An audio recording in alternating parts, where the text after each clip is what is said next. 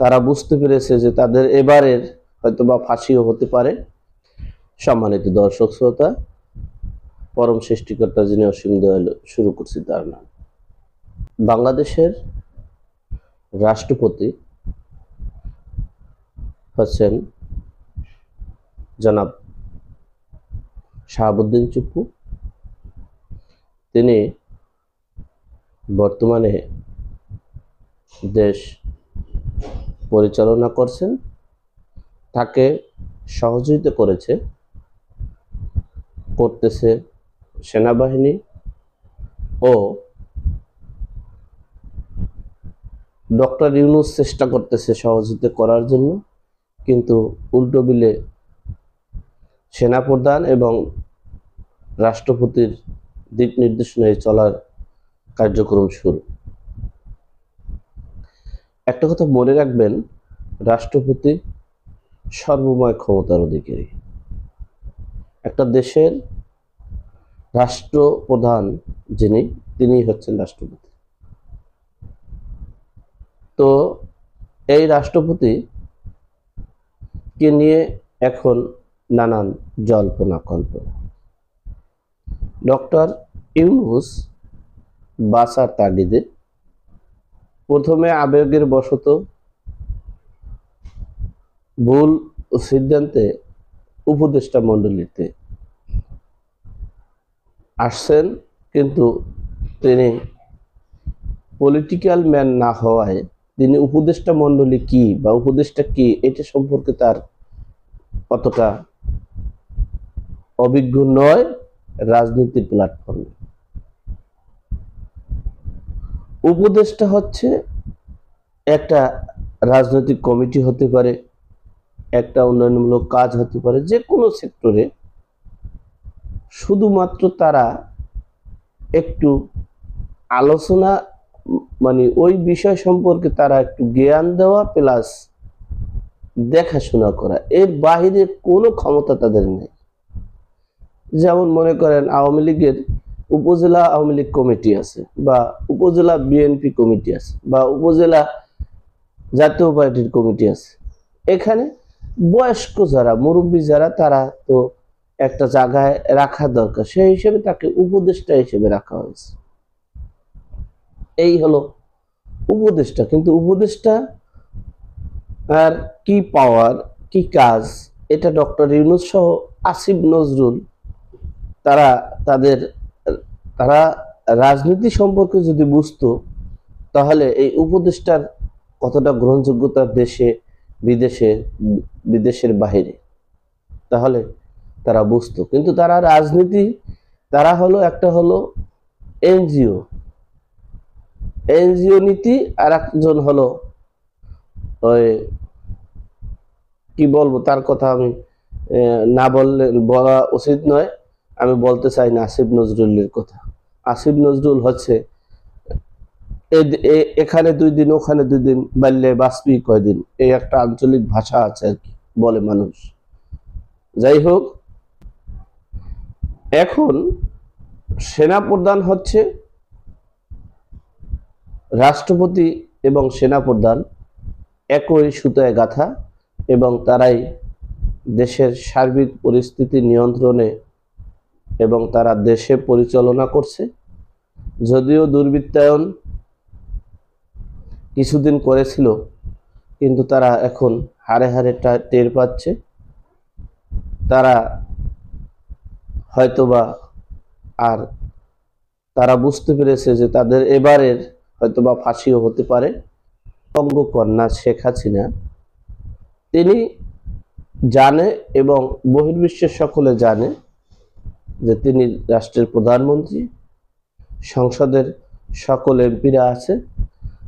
একটা দুঃচক্র, দুর্বৃত্তায়ন এবং এই জঙ্গিদের উচ্ছৃঙ্খলার কারণে তিনি সেনাবাহিনী এবং রাষ্ট্রপতিকে একটা দিক নির্দেশনা দিয়ে কিছুদিনের জন্য তিনি ভারতে গিয়েছিলেন।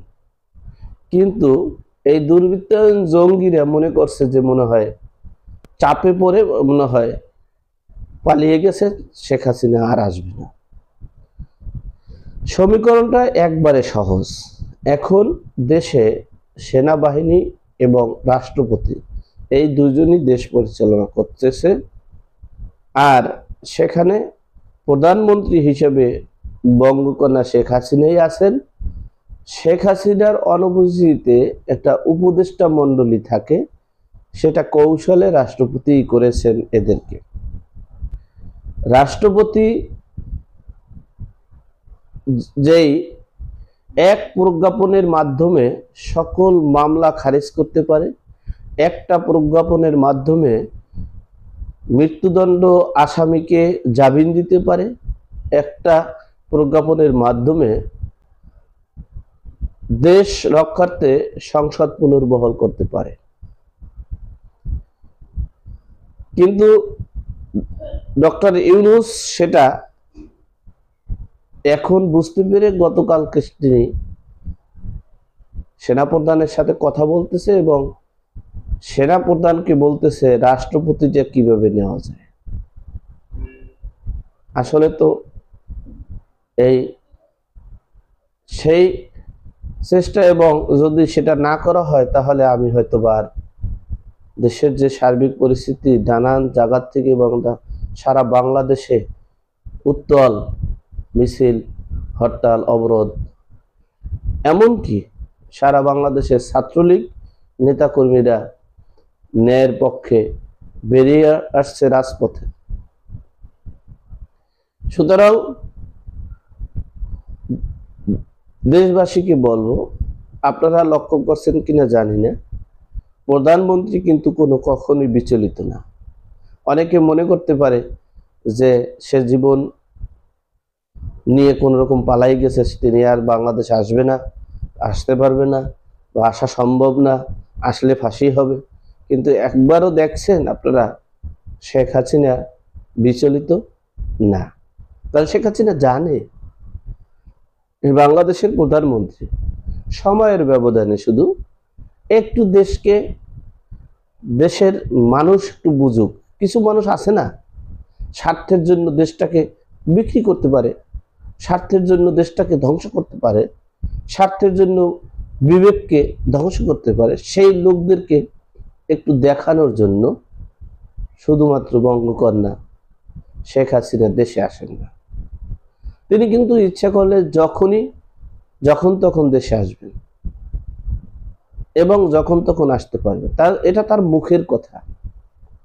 যাই হোক, সর্বোপরি কথা হলো, এখন সেনাবাহিনী এবং রাষ্ট্রপতির সাথে ডক্টর ইউনূস একমত পোষণ করে বাঁচতে চায়। সেই সাথে ভারতের মোদী সরকারকেও সাথে নিয়ে তিনি বাঁচতে চায়। তিনি বাঁচার তাগিদে এখন নতুন কৌশল অবলম্বন করছে এবং তিনিও এখন চাচ্ছে শেখ হাসিনা দেশে এসে প্রধানমন্ত্রী হিসেবে গণভবনে বসুক। আমার কথা হচ্ছে, সাধারণ জনগণের উদ্দেশ্যে বলবো, আপনারা বিচলিত হবেন না, মানে এই দুর্বৃত্তদের বক্তব্যে বিভ্রান্ত হবেন না। আপনারা সকলে ঐক্যবদ্ধ হয়ে দেশের কল্যাণে কাজ করবেন, দেশের কল্যাণে সজাগ থাকবেন। সকলকে ধন্যবাদ জানিয়ে আজকের মতো বিদায় নিচ্ছি। ভালো থাকবেন, সুস্থ থাকবেন।